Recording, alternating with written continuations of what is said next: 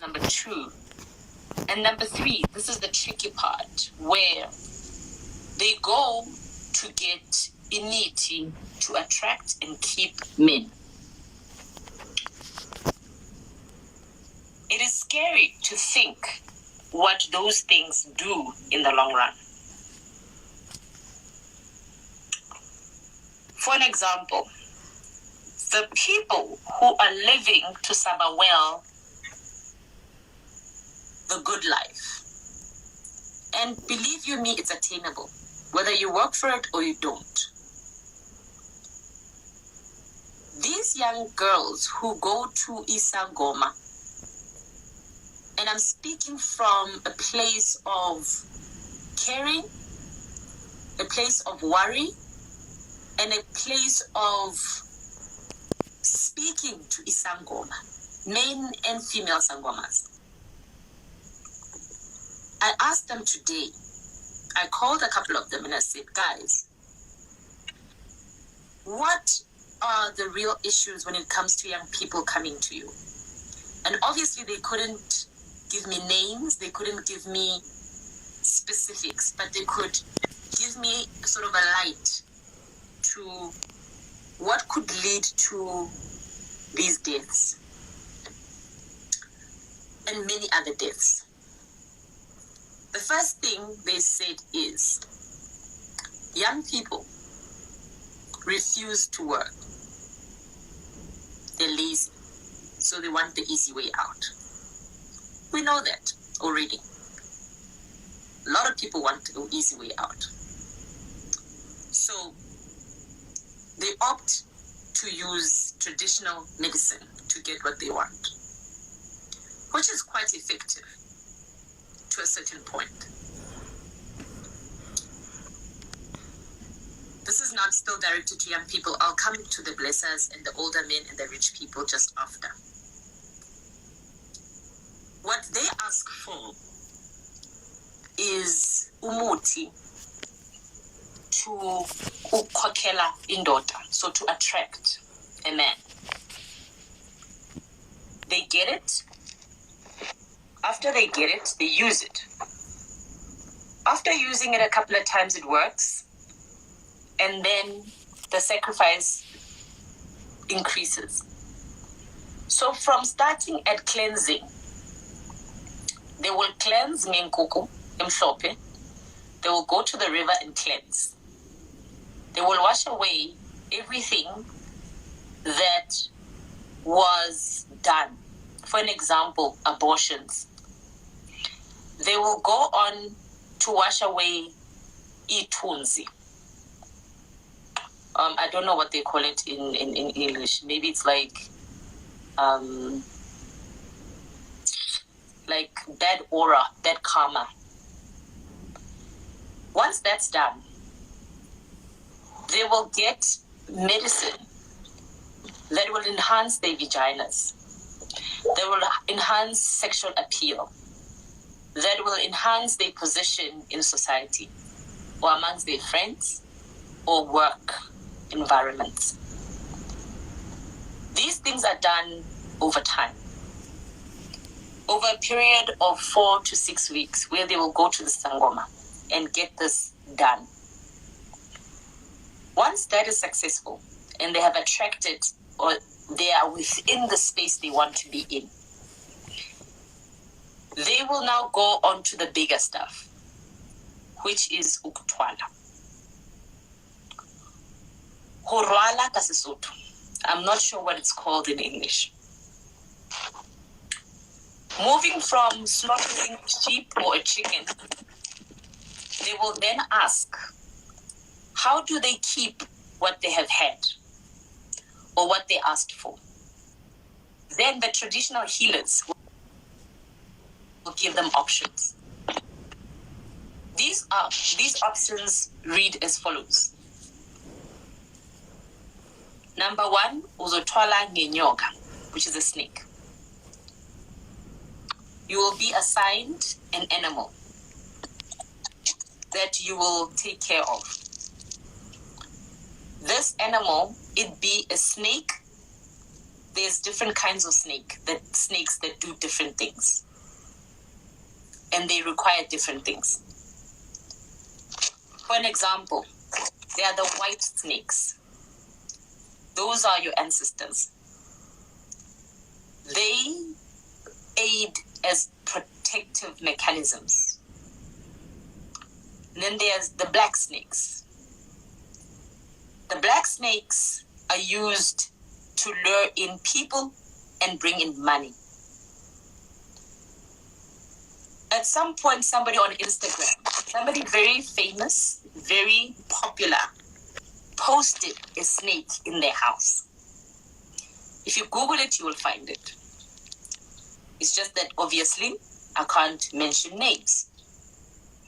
These are big snakes, 2 to 3 meters long. They are big snakes. Other people keep these snakes in their houses for money, for power, for control, and also to protect themselves from people who are doing the same. And then there's doves, white doves that are used. So inyoni, I don't know ngesizulu ibizwani.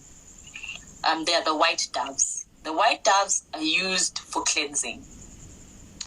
They are also very similar to the chickens. Then it will move from animals, depending on what the ngoma is asking for. Different ngomas deal with different things, or different traditional healers, they use different animals for different things. So I stand to be corrected depending on what the ceremony is for, and for how long, and the purpose of that specific animal. Others, they use inhlanzi, or water animals. Fishes, sharks, water snakes, and others would even go as far as saying mermaids. But because I'm not a sangoma, I don't know how they get that. It's a very difficult thing to have, but it's not foreign. If you're an African child, you should know. Then we move on to human sacrifices. When a young person requests ukuthwala ngomuntu, it's a different ballgame. If they see that they're not getting money quick enough, they're not getting the men quick enough, they move on to extreme things. From ukuthwala ngemiti, ukuthwala with animals, they move on to human sacrifices. This is where you see the increase of illegal abortions, number one. A lot of young people, when they sleep with old people or people who have money, whether they are young I mean 36, 37, 38, old people 50, 60, 70. It becomes a spiritual warfare because you've got two powerful people that are seeking the same but with different intentions. Young people, girls specifically, bathanda imiti, and it's not a secret. They will fall pregnant. They will force the boy to sleep with them. They will then take that embryo after they have drunk a illegal abortion pill that they get in the back doors. They will take that fetus to Isangoma. Isangoma will work on the blood that is given. That blood has DNA that belongs to the male who impregnated her. Sometimes these men don't even know that the girl is pregnant. The girl will take it to Sangoma, and they will use it. The same way males take women's tampons and pads and underwears, they will do the same thing. They will take it to Isangoma. The Sangoma will work on it. For a certain period of time, that blood will be used in different ways. Some of the blood will be dried and it will be put in dengati spices, so that when they cook, they mix that fetus and the blood in the food that the man eats. That will force the man to listen to them. It will force the man to give them more money. It will force the man to only look at them because they are eating their DNA and they don't know it. Then it goes to extremes. Once the female has had the taste of the money that comes with the sacrifice, she will have to consistently do this ritual. So putting aside ukfuta, nokpeita, nokapa, nokeza, other things will have to happen so that they maintain their position in that relationship. Sometimes they do this to get the wife out of the picture, because it's not easy to just kill a wife or just to poison them.